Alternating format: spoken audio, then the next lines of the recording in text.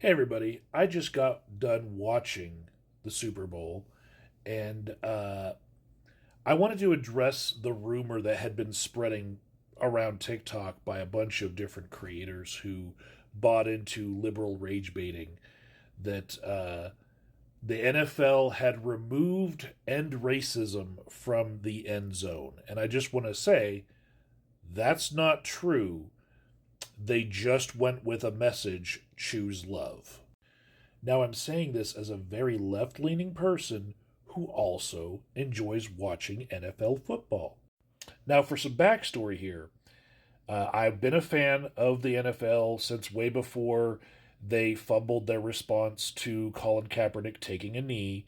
And, back then people had this idea that politics shouldn't be any part of their football game because that's where they go to rest their brains. But I saw as opinions about that changed, and the NFL realized that they could actually have their superstars be a positive role model for impressionable youth, and they actually have a page of their website on NFL.com for Inspire Change, which they explicitly put on that website. That is their social justice initiative. And so many other companies are running away from the words social justice right now as the current presidential administration is cracking down on DEI, right?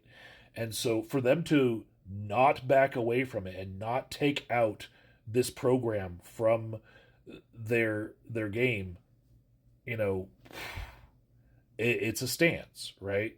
It's a strong stance. All right, so as part of the Inspire Change initiative, every football team has on one end zone, it takes all of us, as the little message that's at the end of the end zone. Now, there are approved messages that that your team can put on the other side of the end zone. One of which, yes, it was, and racism, right? They also included Stop Hate, Black Lives Matter, Inspire Change, and Say Their Stories. And most recently, they've added Choose Love. All NFL players are also allowed to put these seven phrases on the back of their helmets, whichever ones they choose. Some players decide not to put anything, and some players decide to put any number of these things on the back of their helmets. And they're allowed to because of this Inspire Change program. Now, what has everyone in a tizzy is that in a previous Super Bowl, they had end racism on one side of the field, right? As the end zone message across from it takes all of us, right? But here's the tradition behind this. Every team gets to choose what's in their own stadium, but for the Super Bowl, the NFL chooses what is going to be on the opposite end of the field because that is nobody's home turf, right? It's the AFC versus the NFC, and so the NFL itself just chooses which of the seven messages is going to be on the other side. This year, the Super Bowl was in New Orleans, and very recently there was a terrible tragedy where a dude took a truck and run over a whole bunch of people in New Orleans, and at the beginning of the Super Bowl broadcast, they had a special tribute to the victims of this tragedy.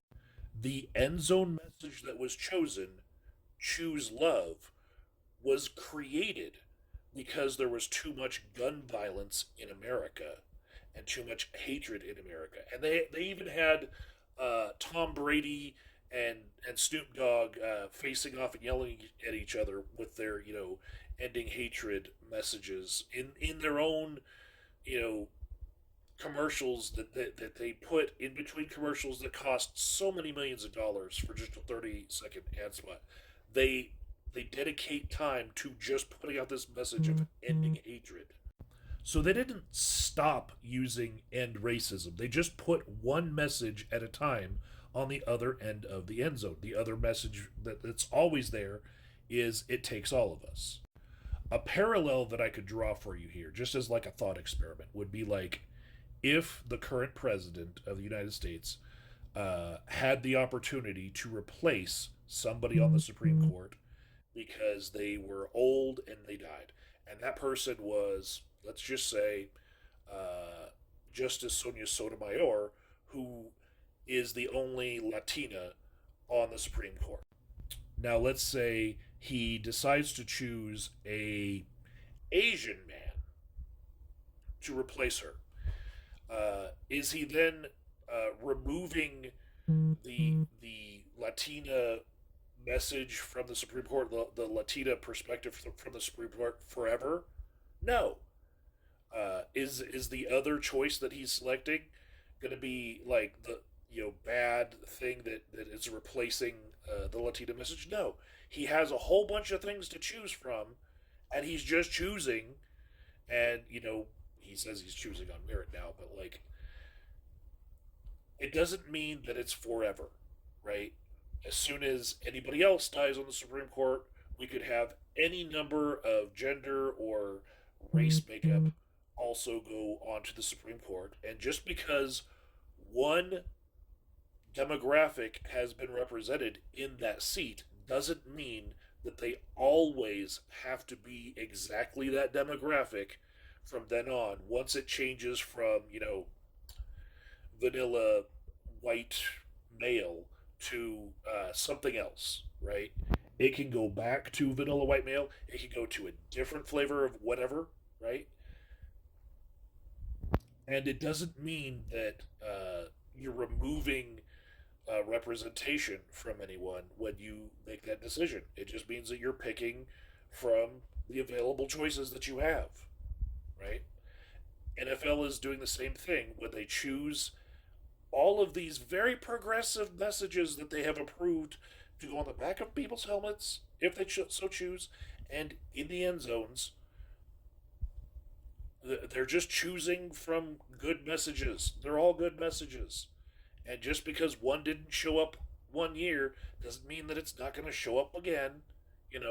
Their teams for the next NFL year have the opportunity to put whatever on the end of their end zone that they want. And some of them have chosen end racism. It's a very popular message at the end of the end zone. I can see why Choose Love fit New Orleans better because they recently had a tragedy that message was aligned with. Now, I was further inspired to make this video because I saw liberal outlets and conservative outlets both jumping on this story as if it was a story. This is a nothing burger, but the one that really got me was like Forbes even bid on this. Yahoo Sports, Forbes, NPR, New Yorker, Washington Post, New York Times. This had nothing to do with President Trump deciding to be in attendance. They chose this a month ago when the attack on Bourbon Street happened on New Year's Day. That's what Choose Love is about. They're responding to that. Now I know the NFL has its problems. Watch the Will Smith movie about CTE, concussion, right? But in this broadcast of the Super Bowl, they tried so hard to be good people for the community and tried so hard to present a positive image. They had an ad saying that they wanted to see flag football for women being a varsity sport in all 50 states.